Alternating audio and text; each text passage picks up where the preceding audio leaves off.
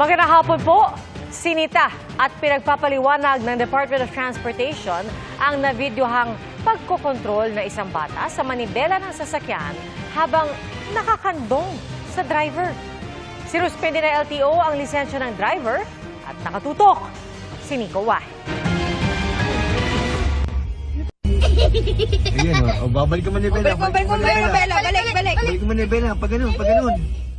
Sa videong ito na naka-upload sa Facebook page ng Department of Transportation, isang bata ang nagkokontrol ng manibela ng sasakyan habang nakakandong sa lalaking driver.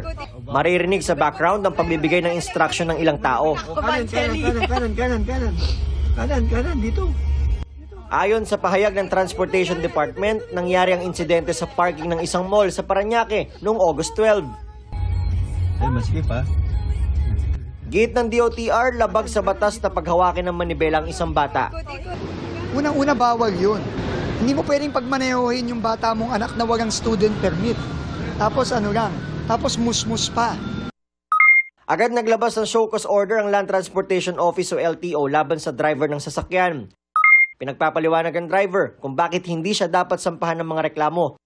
Kabilang ang paglabag sa Section 4 ng Republic Act 11229 o Child Safety in Motor Vehicles Act, kung saan nakasaad na bawal umupo sa unahan ng sasakyan ang isang batang edad 12 pababa, lalo kung umaandar ang sasakyan, maliban kung pasok siya sa height requirement.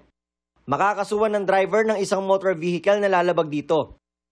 Sa guidelines ng LTO alinsunod sa batas, nakaupo dapat ang mga bata sa Child Restraint System o booster seat na akma sa kanilang edad. Sa RA 11229, hanggang 12 years old ang edad ng mga batang bawal umupo sa unahan ng sasakyan. Pwede lang ang minor de edad sa front seat kung ito ay may height na 4 feet 11 inches at dapat ay properly secured ang seatbelt. Kasi ang problema sa pagiging pasaway, kung may maaksidente, may madidisgrasya, baka hindi kang mawagan sila ng lisensya, baka may kulong pang kasama yon. Pinasusurrender na ang lisensya ng driver na suspendido na ng 70 araw.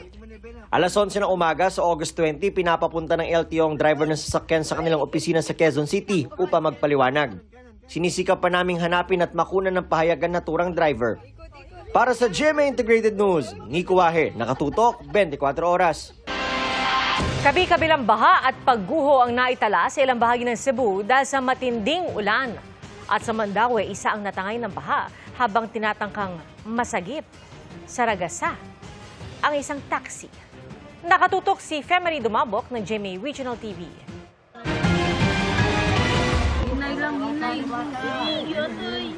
Tulong-tulong na ang mag-anak na ito sa Mandaue City, Cebu para ilipat sa mataas na bahagi ng bahay ang nakaburol na kabaong.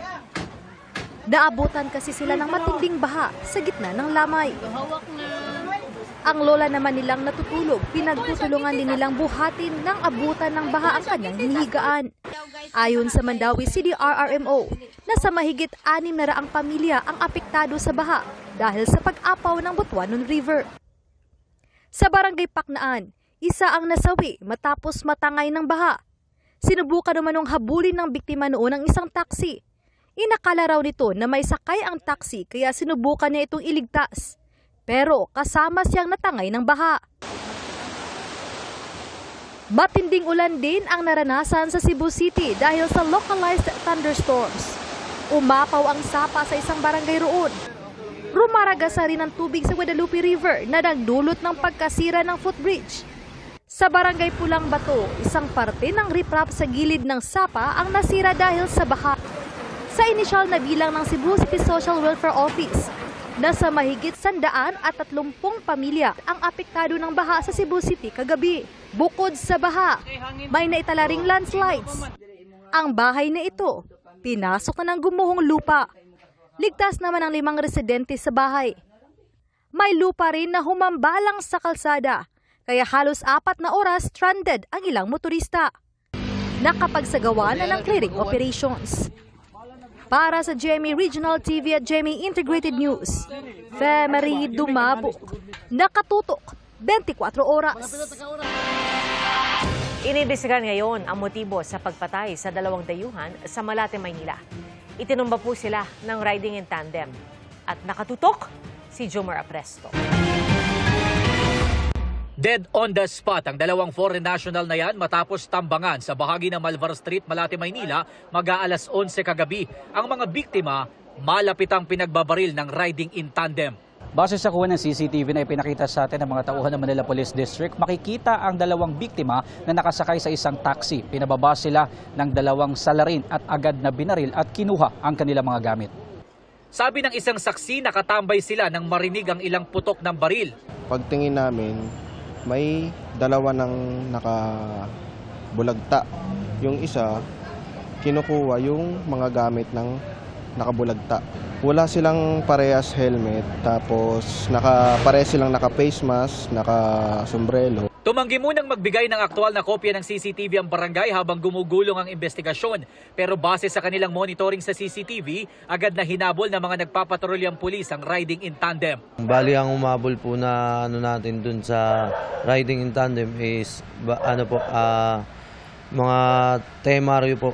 At meron pa pong sumunod na dalawang pulis na tumatakbo lang po. Nag-exit po sila ng Adriatico going to ng Alonso Adriatico po. Ang bali ang labas po nun sir, Bocobo na po ang Tagos. Ayon sa Manila Police District, parehong nagtamo ng tama ng bala sa ulo ang dalawang biktima.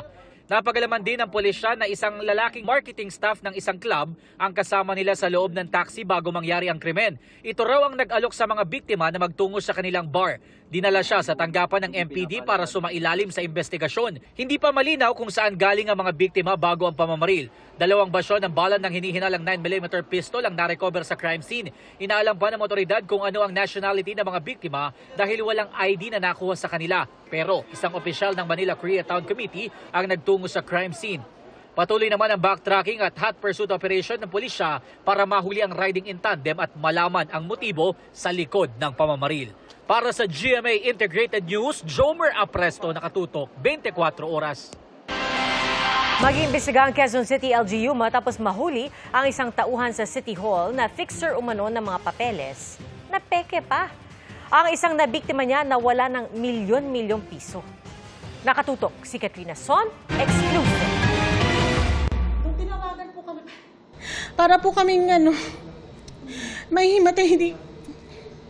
Kasi po, niloan lang po kasi namin yung mga binayad po sa kanya. Inakalang mapapadali ang paglalakad ng mga papeles. Pero sa huli, nalagasan ng milyon-milyon si May, di niya tunay na pangalan. Dahil iyan sa babaeng nagpakilalang taga City Hall na anyay handa raw lakarin ang mga kailangang permit para muling buksan at ma-renovate ang kanilang dialysis center na nagsara nitong pandemic. Sabi po niya, tamang-tama dahil malakas ako sa City Hall, sa accounting department ako nagtatrabaho. Ako yung humahawak ng payroll ng mga taga City Hall. Nagtiwala raw siya sa kagustuhang matapos agad ang renovation. Pero panay raw ang hingi sa kanila ng sospek ng pera. Pinipilit din daw silang mag-advance ng renewal permit. Kung hindi, baka ipasara raw ang dialysis center. Dahil nagdududa na raw si May, pina-verify niya sa Quezon City Hall ang mga hawak nilang permit galing sa sospek. Ang resulta, peke ang mga dokumento. Laking panlulumo ni May dahil umabot na sa mahigit 4 na milyong piso ang nakubra sa kanila. Wala na po kaming trabaho ng kapatid ko kasi po kami nagtatrabaho eh. Yung life savings po ng pamilya namin napunta na po doon. Kaya nagpatulong na sila sa mga otoridad. Sa isang fast food restaurant sa Quezon City, doon kinatagpo ang babaeng sospek. Inabutan siya ng brown envelope na ang laman, marked money na nasa 800,000 pesos. Umalis saglit ang babaeng inabutan ng sobre, pero pagbalik, nilapitan siya at hinuli ng mga operatiba.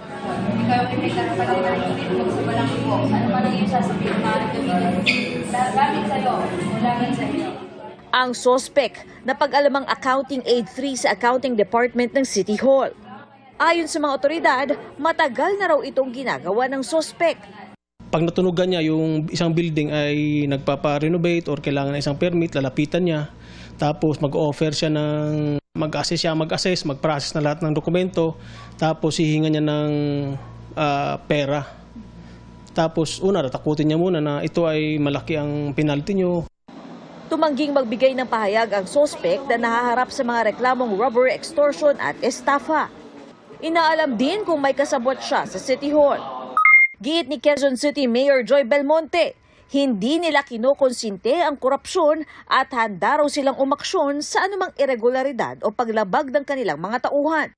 Hindi rin anya kailangan ng fixer para kumuha ng mga permit dahil maaari na raw malakad ang mga yan online. Pwede rin daw tumawag sa kanilang hotline. Para sa GMA Integrated News, Katrina Son, nakatutok, 24 oras. Tumaas ang bilang ng mga kaso ng dengue sa bansa sa loob lang ng 2 linggo matapos ang habagat at mga sunod-sunod na bagyo nitong Hulyo. Ayon sa DOH, mahigit 15,000 ang mga naitalang kaso ng dengue nitong July 13 to 26 kung kailan naramdaman ang epekto ng habagat at ng mga bagyong Krising, Dante at Emong. 7% itong mas mataas sa mahigit 14,000 kaso noong June 2 to July 12. Sa mga kaso ng leptospirosis, mula sa halos 200 kaso araw-araw noong August 3 to 9, bumaba sa 10 kada araw ang naitalang kaso nitong August 10 to 14. Sa ngayon, halos 4,000 kaso ng leptospirosis ang naitala mula June 8 hanggang August 14. At nananatili pong nakaalerto ang mga DOH hospital at halos 15 leptospirosis fast lanes sa buong bansa. Laki ng sunog!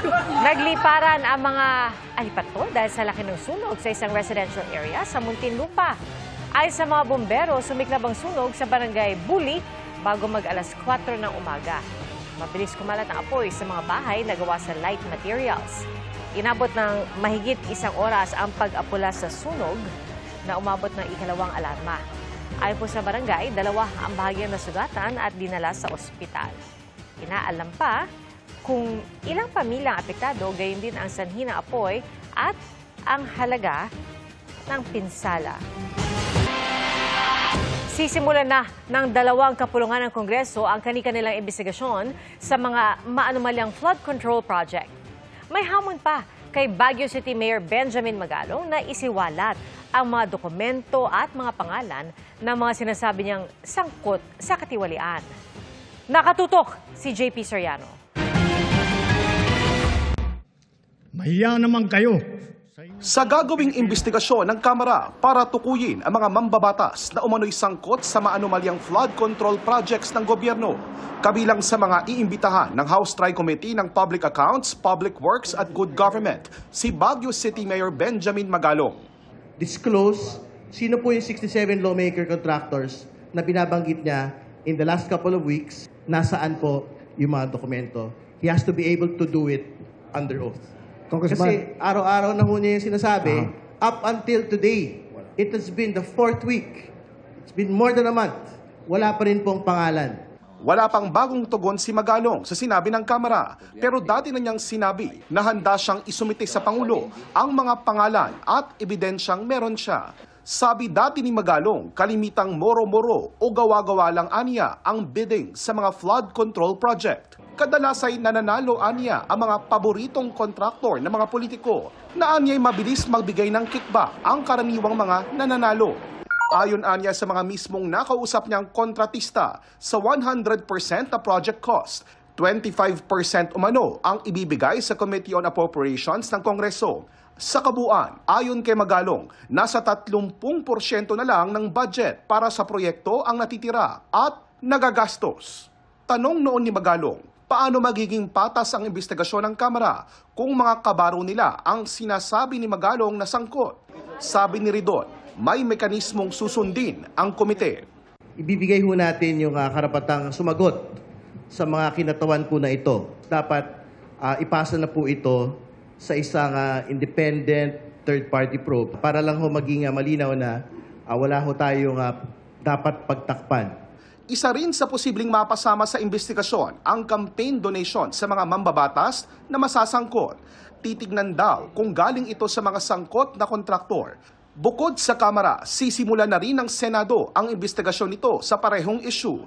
Sabi ni Senate Blue Ribbon Committee Chairman Senator Rodante Marcoleta, sa Martes na gagawin ang investigasyon. Sa isang pahayag, aminado si Marcoleta na hindi raw magiging madali ang investigasyon nito, lalo't bilyong-bilyong pisong halaga ng mga proyekto ang sangkot dito. Pero inaasahan daw niya ang kooperasyon ng mga magiging resource person at ang publiko.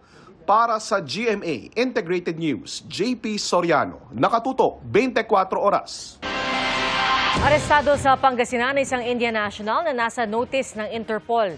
Wanted po siya sa Qatar dahil sa umano'y panloloko. At nadiskubre ring nakakuha pala siya ng lehitimong Philippine passport. Nakatutok si John Consulta. You're going with us in Manila. Laking gulat ng 49 anyos na Indian national na ito nang arestuhin siya ng Bureau of Immigration Fugitive Search Unit o FSU pagkatapos dumalo sa isang hearing sa Lingayen, Pangasinan nitong Huwebes. Ayon sa FSU, may red notice sa Interpol ang dayuhan dahil sa kanya umunong panloloko sa mga pinanggalingang bansa. Based sa Interpol red notice niya, ay wanted siya sa Qatar dahil sa pangloloko niya. Sinasabing nagpapanggap siya na isang businessman or opisyal ng isang malaking kumpanya kung saan nag-order siya ng mga electronic gadgets at appliances. Pag nakuha niya itong mga in-order niya ay bigla na lang siyang maglalaho.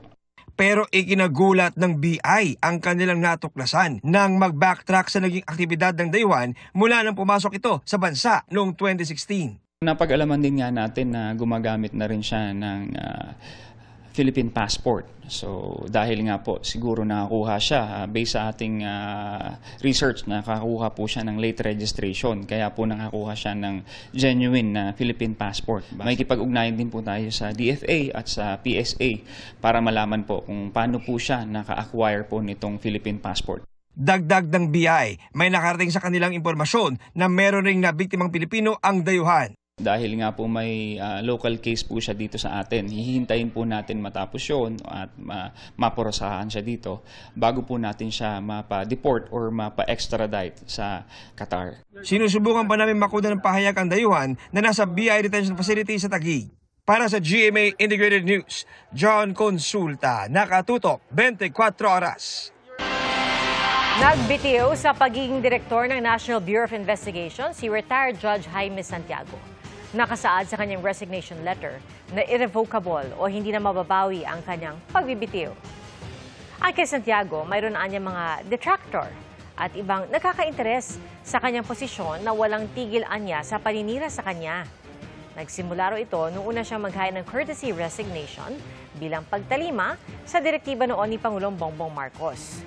Epektibo ang kanyang irrevocable resignation kapag may itinalaga ng kapalit para raw hindi magambala ang operasyon ng NBI. Nagpasalamat din si Santiago sa anyay pribilehiyong maglingkod sa Administrasyong Marcos Jr. Sinusubukan ng GMA Integrated News na kumuha ng karagdagang impormasyon mula kay Santiago kaugnay ng mga binanggit niya sa kanyang sulat. Kinumpirma naman ng Malacanang na nagsumite ng resignation si Santiago pero hindi pa sila sumasagot kung tinanggap na ng Pangulo ang pagbibitiw. Festival mode ngayon sa Davao City dahil sa Kadayawan 2025. At kanina po, ilang katutubong laro ang muling isinabuhay. At mula sa Davao City, nakatutok live si Jandy Esteban ng GMA Regional TV. Jandy! Yes, Pia, ibinida ng 11 ethno-linguistic group ang kanilang mga katutubong laro ngayong araw para sa Dula, Kadayawan. Buhay na buhay ang mga katutubong laro sa People's Park sa isinagawang Dula, Kadayawan sa Davao City ngayong araw. Isa ito sa mga highlights sa Kadayawan Festival. Tampok ang mga laro ng 11 ethnic groups sa lungsod. Isa na rito ang larong aaraw o karang relay ng indigenous people. Kailangang nakapatong ang mga paa sa karang na gawa sa kahoy na magsisilbing paa at magpapabilisan sa pagtakbo. Sa unang tingin, aakalain mong simpleng laro pero kailangan mong aralin ang pagbalanse bago ito makabisado. Murag may numduman ang mga dula sa mga katigulangan sa una ba nga kanang. Sa kabila ng modernong panahon, nilalaro pa rin daw ito ng kabataan ng tribong Matigsalog. Ang nakadula gyapon na, ma'am. among mga kuan. Labi na mga araw na mga IP day sa school, ginadula din nila ni. Kay gusto man namo pud din nga mga kuan kanang dili mawala sa mong tribo.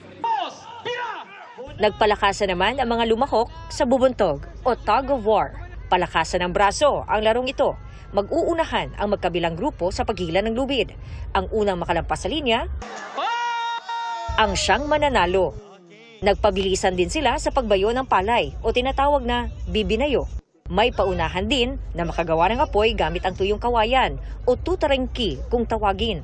Ang mga grupong Moro naman, nagpabilisan sa pagkudkod ng gata ng nyog na tinatawag na kakurkur. Nata sa modern world, tapos focus na tanan sa gadget, very important na i-introduce na to ni balik sa atong mga younger generations. Silang lahat nagkakaisa sa pagpapanatiling buhay ng kanilang kultura at tradisyon sa kabila ng hamon ng modernisasyon. Pia, ngayong gabi nakatakda ang konsyerto Kadayawan. Handa na nga yung entablado rito sa Rizal Park para sa isang selebrasyon ng musika at pagtatanghal. Bukas naman ay matutunghayan ang mga makukulay na float sa pamulak at ang street dance competition o ang indak-indak. Mula rito sa Davao City, happy Kadayawan. Balik sa iyo, Pia. Happy Kadayawan at daghang salamat, Jandy Esteban ng GMA Regional TV. Arestado sa Quezon City ang 6 na kabataan, kabilang ang isang menor de edad dahil sa pagbebenta online ng vape na mayroon umanong marijuana. Nakatutok si Jonathan Andal. Sumunod ka lang dito, wala sumunod ka lang. Ito ang buy-bust operation ng CIDG at DTI sa mga kabataang nagbebenta umano ng vape na may hinihinalang marijuana sa isang condominium sa Quezon City. 6 ang arestado, edad 25 ang pinakamatanda, 17 ang pinakabata. Mga estudyante pa sila, grade 12 hanggang 3rd year college. Itong klaseng mga vape na ito na may cannabis content ay pinagbabawal. Ito ay binibenta po sa online, no? 1 month ang ating surveillance dito. Ang mga market nila ay halo-halo yung mga party-goers, ang mga youth. Bukod sa vape na may hinihinalang marijuana, may nakumpis ka ring party drugs na ecstasy at 3 sachet ng hinihinalang shabu. Ang siste, sabi ng CIDG, kapag may buyer, paaakitin ito sa condo unit at minsay doon na rin nagsisesyon. Todo tanggi naman ang mga nahuli. Hindi po. Nag-staycation lang po kami. Wala po talaga akong alam doon kasi nag-drop lang, dumaan lang ako doon. Hindi ko nga sila kilala eh. It's so alarming na baka talamak na ito sa ating mga kabataan. So maging mapanuri po sa lahat ng mga ginagamit ng anak. Baka pala itong ibang klaseng vape na pala ang ginagamit ng inyong mga anak. Nandito naman pala sa packaging ng vape na ito na may cannabis content ito. Tingnan niyo po ito, ma'am. Alarming po ito. Sunod na hanapin daw ng CIDG ang supplier ng mga kabataang ito. Sabi ng CIDG, posibleng smuggled ang mga hindi rehistradong vape. Sasampahan ng reklamong may kaugnayan sa droga ang mga nahuli. Ang menor de edad idudulog ng CIDG sa DSWD. Para sa GMA Integrated News, Jonathan Andal, nakatutok, 24 oras. Hulikam sa Batangas ang pag-araro ng truck sa isang bangkulong na ikinasawi ng isa. Sa Bataan naman, 2 ang nasawi na ang nasalpok ng pickup at bumangga pa sa poste ang isang tricycle. Ang mga disgrasya sa probinsya sa pagtutok ni Darlene Kai.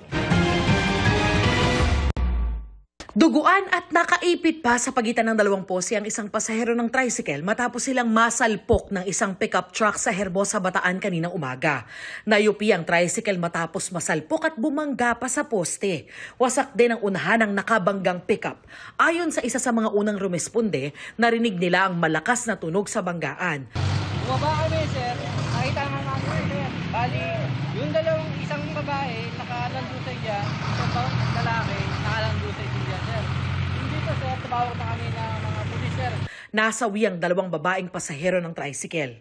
Sugatan at dinala sa ospital ang tricycle driver at isa niyang angkas. Sinisika pa naming makuha ang payag ng mga sugatan, gayon din ang panig ng pickup driver na hawak na ng Hermosa Police. Tumanggi namang magbigay ng pahayag ang pamilya ng mga nasawi.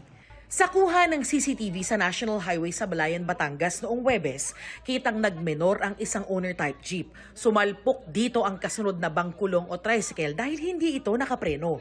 Pero inararo ito at nakaladkad naman ang kasunod na truck. Dinala sa ospital ang mga sakay ng bangkulong pero dead on arrival ang isang pasahero na edad 15. Nagpapagaling ang 4 na sugatan. Ayon sa pulisya, nagkaareglo na ang pamilya ng biktima at may-ari ng truck. Wasak sa salpukan ng isang kotse at isang motorsiklo sa Banga, South Cotabato kagabi. Ayon sa Banga Police, nag-swerve sa kabilang linya ang motorsiklo kaya sumalpok sa kasalubong na kotse. Dead on arrival sa ospital ang tumilapong rider. Tumangging magbigay ng pahayag ang kanyang mga kaanak, gayon din ang driver ng kotse na sugatan at nagpapagaling na. Hawak na ng Banga Police ang 2 sasakyan. Para sa GMA Integrated News, Darlene Kai, nakatutok 24 oras.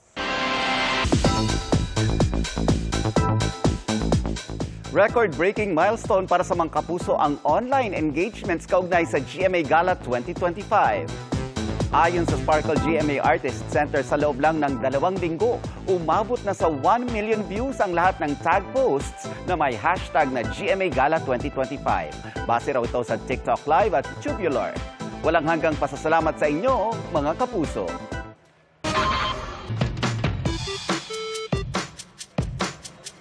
Nakasanayan na nating magising sa tilaok ng manok, pero ang wake-up call ng nakilala naming taga Camarines Norte hindi raw nakakagulat kung hindi music to the ears daw. Huni kasi ito ng isang ibon. Ano kayang ibon ito? Kuya Kim, ano na? Tiyak marami sa atin. Bad trip kapag tumunog ng alarm tuwing umaga. Pero hindi daw ang taga Kapalonga, Camarines Norte na si Adel. Ang kanya kasing alarm, ganito ang tunog. Huli ng mga makukulay na ibong ito na tila kumakatok daw sa kanyang bintana tuwing umaga. Yung post ko po sa TikTok is parang last week lang siya. Pero simula po ng pandemic, lagi na po talaga silang pumupunta simula noon. Tapos hindi ko lang sila nakikita kasi meron pong kortina po. Ang mga bisita ni Adel may mahabang tuka na kulay pink. Ang balahibo nito sa katawan, napakatingkad. Kulay dilaw sa mga lalaki at may pagkaberde naman sa mga babae. Habang itim naman ito sa parte ng mata, ulo, pakpak at buntot. Ang hindi ko na po pinabalik yung kortina. So kapag umuwi po ako dito, saka ko lang siya nakikita na ayun pala yung nagiging alarm clock is. Ang tawag sa ibong ito, Oriolus chinensis o Black-naped Oriole. Sa Bicol, kilala itong kalyaw o kikiyaw. Native ang mga ibong ito sa Pilipinas at sa maraming bahagi ng Asya. Madalas silang makita sa mga kagubatan at paminsan-minsan sa mga hardin at taniman. Ang kinakain nila mga prutas, insekto at uod. Sa ngayon, least concerned pa ang status ng mga kikiyaw. Pero mahalaga pa rin protektahan ang kanilang mga natural na tirahan para patuloy nating marinig ang kanilang mga huni. Na alam niyo bang meron palang pinapahiwatig? Ginagamit nila ito para maghanap ng kapareha tuwing breeding season at magbabala sa kanilang mga kasama kung may nakaambang panganib. Laging tandaan, importante ang may alam. Ito po si Kuya Kim at sagot ko kayo 24 oras. Isang low-pressure area ang binabantayan ng Pag-asa sa labas ng Philippine Area of Responsibility. Huli po itong namataan 805 kilometers west ng Iba, Zambales. Ayon sa Pag-asa, mababa ang tsansa na maging bagyo ito sa loob ng 24 oras. Makakaapekto ang trough o extension nito sa may northern at central Luzon, particular na sa Ilocos Region, Batanes, Babuyan Islands at Cordillera Administrative Region. Habagat naman ang nakakaapekto sa southern Luzon, western Visayas at maging sa Metro Manila. Base sa rainfall forecast ng Metro Weather, asahan ng ulan bukas sa malaking bahagi ng Luzon at posible rin ng light to intense rains sa Visayas at Mindanao lalo na sa hapon. Kaya maging alerto po sa banta ng baha at pagguho ng lupa. May tsansa rin ng light to heavy rains sa Metro Manila, kaya huwag kalimutang magdala ng payong. Dagdag bawas sa presyo ng petrolyo ang asahan sa susunod na linggo. Sa tansya po ng kumpanyang Unioil, 70 sentimo hanggang piso at 10 sentimo kada litro ang posibleng rollback sa diesel. Pero sa gasolina, asahan na po ang bahagyang taas presyong 10 hanggang 30 sentimo kada litro. Ayon sa Oil Industry Management Bureau, ilan sa mga dahilan ng dagdag bawas sa presyo ay ang pagtaas ng pandaigdigang supply at ang paghina ng demand sa langis, gayon din ang pagkalma ng economic tension sa pagitan ng Amerika at China. Sinuspindi ng Office of the Ombudsman si Nueva Ecija Governor Aurelio Umali. 1 taon ang ipinataw sa kanyang suspension without pay. Bunsod po ito ng reklamo sa gobernador at iba pang opisyal kaugnay sa pagbibigay ng quarry permits ng walang Environmental Compliance Certificate o ECC mula sa DNR. Sinusubukan pa namin makuna ng pahayag si Umali kaugnay rito.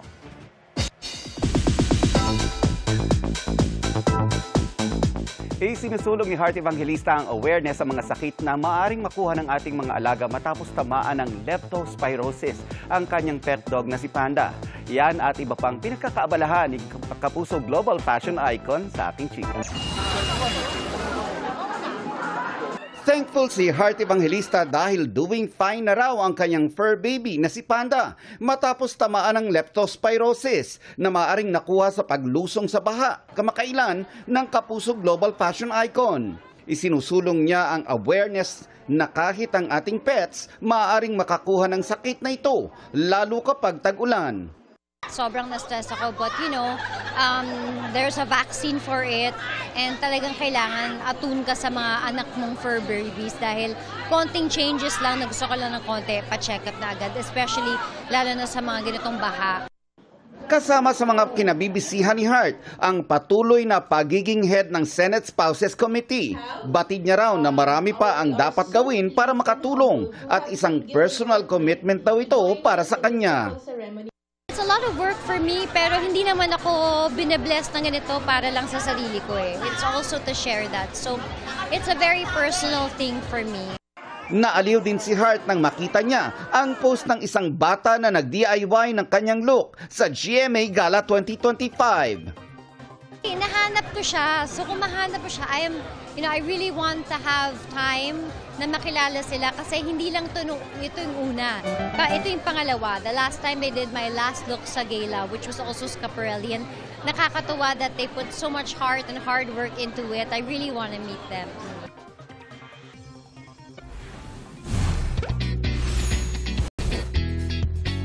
Hindi lang tiyan ang mabubusog sa masasarap na pagkain sa isang pamosong pasyalan sa Ifugao dahil pati ang mga mata mabubusog sa ganda ng view. Pasyal tayo sa pagtutok ni Marie Sumali. Kung ang breakfast mo may ganito pang view, it's giving a perfect morning. Sure na busog ang mata mo sa majestic view ng Banawe Rice Terraces sa Ifugao.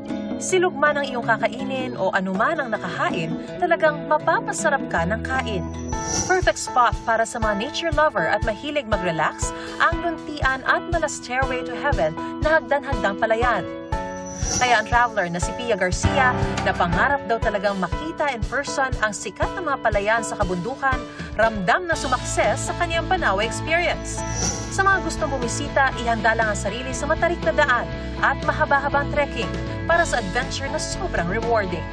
O saan tayo sa susunod na pasyal o food trip? I-share nyo sa 24 Oras Weekend page ang inyong travel at food adventures. Para sa GMA Integrated News, Mariz Umali Naktutok, 24 Oras.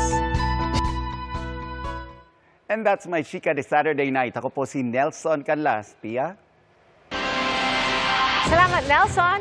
At yan po ang mga balita ngayong araw ng Sabado para sa mas malaking misyon at mas malawak na paglilingkod sa bayan. Ako po si Pia Arcangel. Mula sa GMA Integrated News, ang News Authority ng Filipino.